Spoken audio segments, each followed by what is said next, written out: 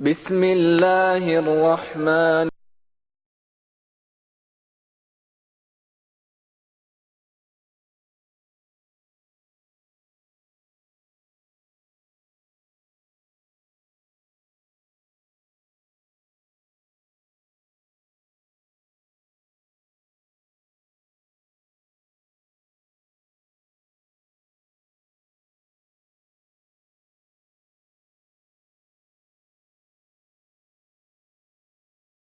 بسم اللہ الرحمن الرحیم الحمدللہ والصلاة والسلام علی رسول اللہ اما بعد۔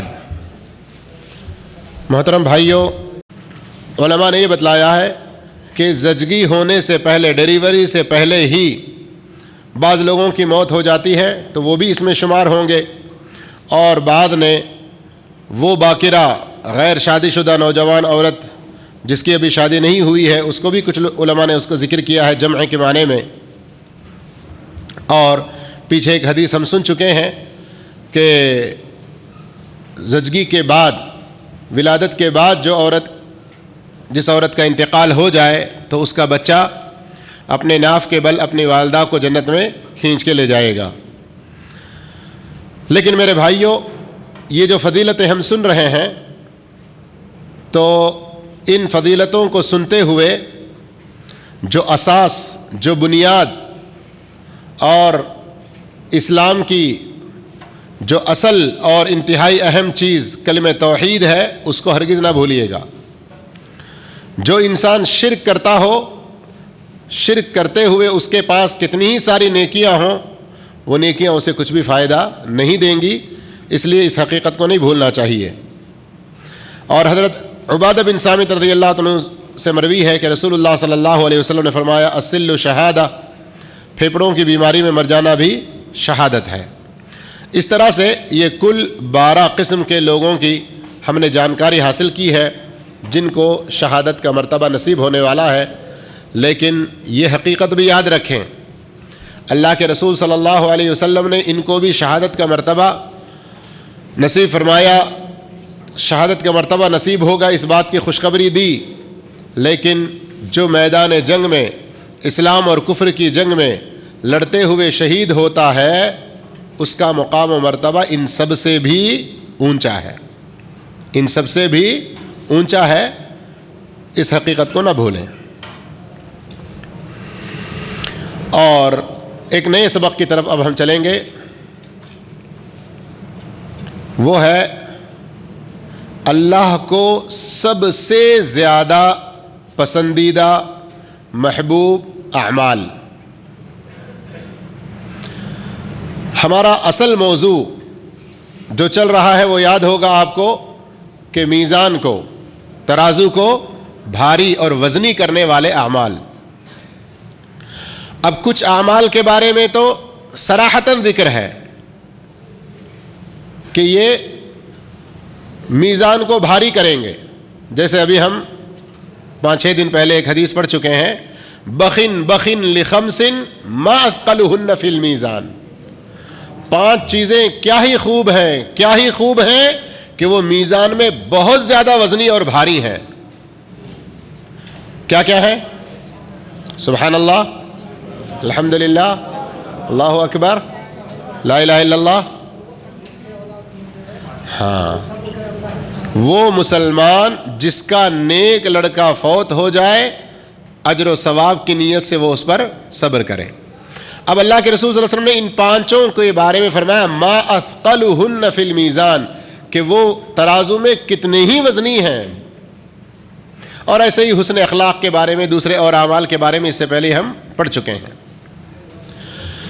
اسی طرح ایک اور سبق ہم پڑھ چکے ہیں، اسی کے ضمن میں اب تک ہم چل رہے تھے کہ وہ اعمال جن کے بارے میں اللہ نے فرمایا کہ اجر عظیم ہے، اجر کبیر ہے، بہت عظیم اور بہت بڑا اجر ہے، تو جس کے بارے میں اللہ کہے کہ بہت بڑا اور بہت عظیم اجر، تو وہ کتنا وزن ہوگا یہ اللہ ہی بہتر جانتا ہے، لیکن وزن ہوگا ضرور، یہ بات تو بہت آسانی سے سمجھ میں آتی ہے، اس لیے ان کو بھی ترازو کو وزنی کرنے والے اعمال میں ذکر کیا۔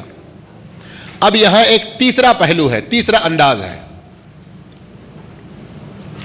نبی کریم صلی اللہ علیہ وسلم نے فضائل اعمال میں سے چند ایسے بڑے اعمال کا ذکر فرمایا اور بتلایا کہ وہ اللہ کے ہاں سب سے زیادہ افضل، سب سے زیادہ پیارے اور محبوب ہیں، پسندیدہ ہیں۔ تو ویسے اعمال کا اہتمام کرنا اور ان اعمال کو بجا لانے میں زیادہ آگے بڑھنا، سبقت کرنا، یہ اس لیے بھی ضروری ہے کہ اس کے ذریعے کل قیامت کے دن ہمارا ترازو وزنی ہوگا۔ اس لیے کہ جو نیک عمل اللہ کو بہت زیادہ پسند ہے، اس نیک عمل کا وزن بھی اللہ بہت زیادہ کرے گا اور اس کا اجر بھی اللہ تعالیٰ بہت زیادہ دے گا۔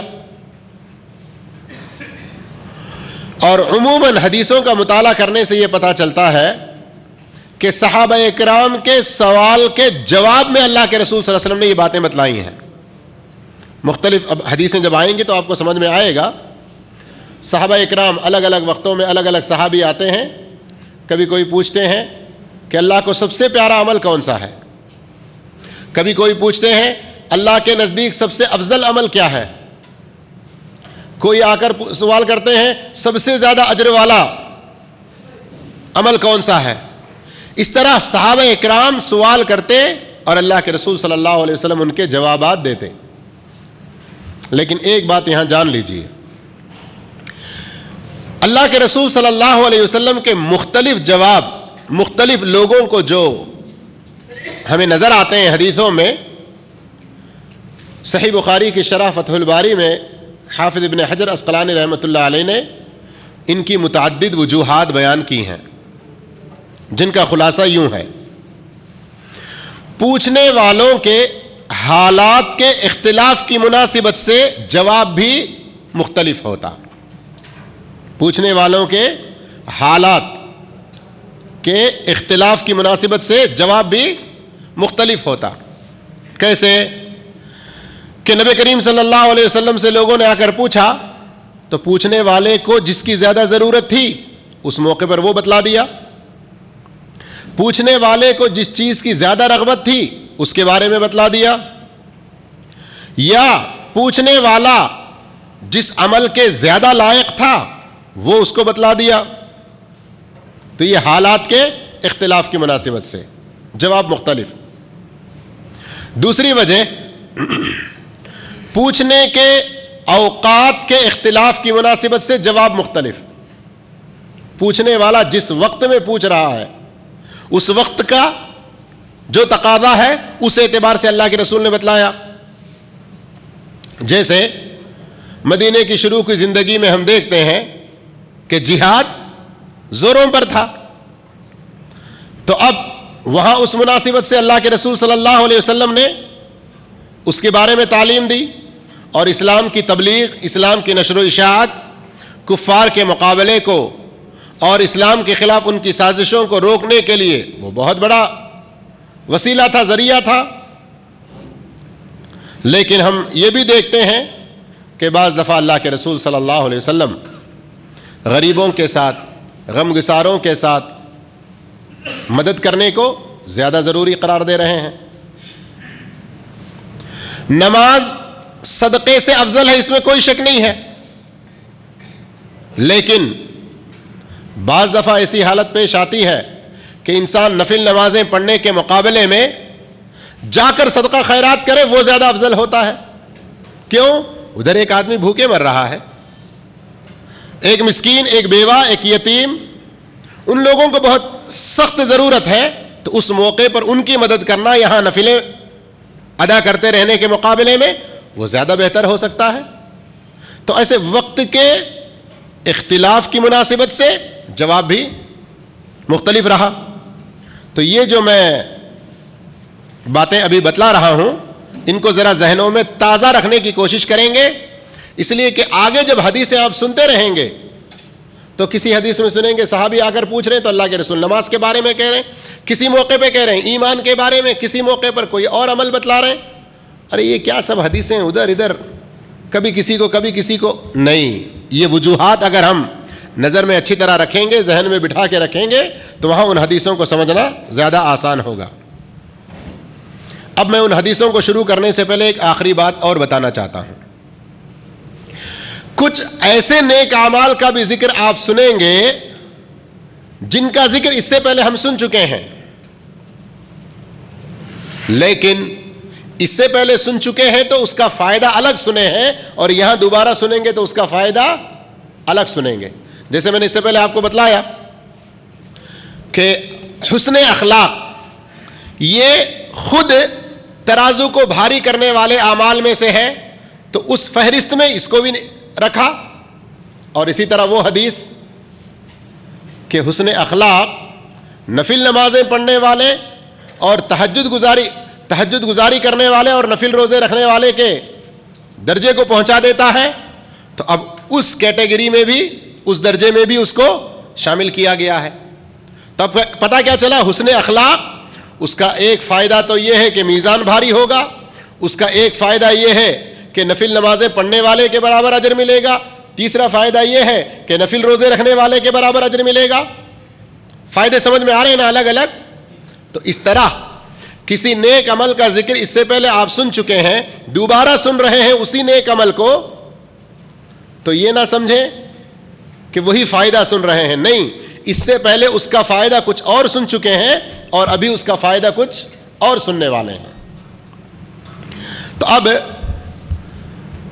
جو سبق اب ہمارا یہاں سے شروع ہو رہا ہے اس کا ایک بڑا اہم عنوان اگر ہم دینا چاہیں تو وہ کیا ہوگا؟ اللہ کو سب سے زیادہ پسندیدہ اور اللہ کے پاس سب سے زیادہ افضل اعمال. عربی میں کہیں گے احب الاعمال اور افضل الاعمال. کیا ہے؟ احب الاعمال سب سے زیادہ پیارے عمل، وافضل الاعمال اعمال میں سب سے زیادہ افضل. ان چیزوں کے بارے میں ہم پڑھ رہے ہیں، اس لیے کہ انشاءاللہ یہ بھی ترازو میں بہت زیادہ وزنی ہوں گے. تو جیسے جیسے ہم پڑھتے جا رہے ہیں اور نئی نئی چیزیں سیکھتے جا رہے ہیں، تو سیکھ کے خالی یہاں سٹور کر کے رکھنا، نہیں تو ہاں عمل بھی کرنا. بتائیے بھائی، کریں گے نا انشاءاللہ؟ اللہ ہم سب کو نیک توفیق دے. ان میں نمبر 1 اللہ اور اس کے رسول پر ایمان، جہاد اور حج مبرور. ان 3 چیزوں کے بارے میں سنیں گے. اس سلسلے میں حدیث بخاری اور مسلم کی ہے، دوسری کتابوں میں بھی ہے. حضرت ابو ہریرہ رضی اللہ عنہ سے مروی ہے کہ نبی کریم صلی اللہ علیہ وسلم سے پوچھا گیا ای الاعمال افضل، کون سے اعمال سب سے زیادہ افضل ہیں، فضیلت والے ہیں؟ تو آپ صلی اللہ علیہ وسلم نے فرمایا ایمان باللہ ورسولہ، اللہ اور اس کے رسول پر ایمان لانا. پوچھنے والے نے پوچھا ثم ماذا، پھر کیا ہے اس کے بعد؟ تو آپ صلی اللہ علیہ وسلم نے فرمایا جہاد فی سبیل اللہ، اللہ کے راستے میں جہاد کرنا. پھر پوچھا پوچھنے والے نے کہ اس کے بعد کیا ہے؟ تو آپ نے فرمایا حج مبرور، حج مبرور. اب آپ یہاں دیکھیں، افضل الاعمال کے بارے میں پوچھا گیا تو 3 چیزیں آپ نے بتائی، ایک کے بعد دیگرے. پہلی کیا ہے ترتیب میں؟ اللہ اور اس کے رسول پر ایمان. اس کے بعد کیا ہے پوچھا تو کیا بتلایا؟ جہاد فی سبیل اللہ. اس کے بعد بتلایا حج مبرور. اب حج اس کا فائدہ بہت بڑا ہے، لیکن اس کا فائدہ کس کے حد تک ہے؟ خود کرنے والے کے حد تک ہے نا؟ حج کا فائدہ کس کو ملے گا؟ دوسرے کو نہیں، خود کو ملے گا. جبکہ جہاد اس کا فائدہ خود کو ملنے کے ساتھ ساتھ دوسروں کو بھی ملے گا، اور اس جہاد کی وجہ سے برائی بھی مٹے گی، نیکی بھی عام ہوگی. اس اعتبار سے اس کو مقدم رکھا گیا. یہ محدثین بتلاتے ہیں وجوہات. تو اس طرح سے یہاں اس حدیث کے اندر ایمان باللہ و رسول، پھر اس کے بعد جہاد، پھر اس کے بعد حج مبرور کا ذکر آیا. دوسری چیز فرائض کی ادائیگی. کس کی ادائیگی؟ جو چیزیں فرض ہیں ان کو ادا کرنا، اور ان کو ادا کرنے میں آگے رہنا، بنسبت نفلوں کے فرائض کو ادا کرنے میں زیادہ آگے بڑھ کے رہنا۔ اس سلسلے میں وہ مشہور حدیث ہے جسے حضرت ابو ہریرہ رضی اللہ عنہ روایت کرتے ہیں کہ اللہ کے رسول صلی اللہ علیہ وسلم نے فرمایا کہ اللہ رب العالمین کہتا ہے، حدیث قدسی، من عادی لی ولی فقد آذنتہ بالحرب، جو میرے کسی ولی سے دشمنی رکھے میں اس سے جنگ کا اعلان کرتا ہوں۔ اللہ کے ولیوں سے ٹکر لینا کوئی معمولی بات نہیں ہے۔ لیکن اللہ کے ولی کون ہیں؟ زندہ لوگ یا مردہ لوگ؟ ہاں، آج کل ہمارے مسلم سماج میں بہت سارے لوگ کسی زندہ انسان کو اللہ کا ولی نہیں سمجھتے۔ کس کو سمجھتے ہیں؟ مردے کو۔ ایک بات یاد رکھیے، جو زندہ رہتے ہوئے ولی بننے کی کوشش نہیں کی وہ کبھی مرنے کے بعد ولی بن نہیں سکتا۔ اس لیے کہ سورہ یونس میں اللہ رب العالمین نے فرمایا، الا ان اولیاء اللہ لا خوف علیہم ولا هم يحزنون، سنو، آگاہ رہو، خبردار، بے شک اللہ کے اولیاء نہ انہیں کوئی غم ہے نہ کوئی ڈر ہے۔ کون ہے وہ؟ الذین آمنوا، اللہ کے اولیاء وہ ہیں جو ایمان والے ہیں، وکانوا یتقون، اور جو پرہیزگاری کی زندگی گزارتے ہیں، تقوی پرہیزگاری کے ساتھ زندگی گزارتے ہیں، وہ اللہ کے اولیاء ہیں۔ اب یہ ایمان اور تقوی زندہ انسان کر سکتا ہے یا مرنے والا، یا جو مر گیا؟ زندہ انسان۔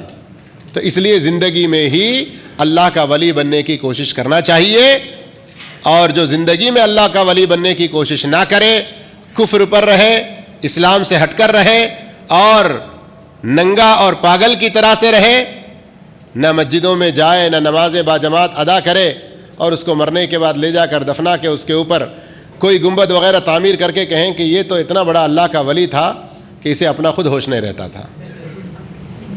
آج اس طرح سے لوگ مثالیں دیتے ہیں، وہ نہیں۔ یہاں حدیث میں جو اللہ رب العالمین بتلا رہا ہے کہ جو میرے ولی سے دشمنی رکھے میں اس سے اعلان جنگ کرتا ہوں، تو یہ اللہ کے ولیوں میں سب سے پہلے تو اللہ کے انبیاء ہیں، اور پھر ان کے صحابہ ہیں، صدیقین، شہداء، صالحین، یہ سارے کے سارے اللہ کے اولیاء ہیں۔ اب آگے حدیث جو موضوع سے متعلق ہے وہ بات سنیے۔ وَمَا تَقَرَّبَ إِلَيَّ عَبْدِي بِشَيْءٍ أَحَبَّ إِلَيَّ مِمَّا افْتَرَضْتُ عَلَيْهِ، میرا بندہ جن جن عبادتوں سے میرا قرب حاصل کرتا ہے ان میں سب سے زیادہ میرے نزدیک محبوب میرے فرائض ہیں جن کا اہتمام بندہ کرتا ہے۔ ذرا اس جملے کو سنیے گا پھر ایک مرتبہ۔ صرف ترجمہ پڑھ کے اس لفظ کو بہت سارے لوگ نہیں سمجھ پاتے ہیں جلدی سے۔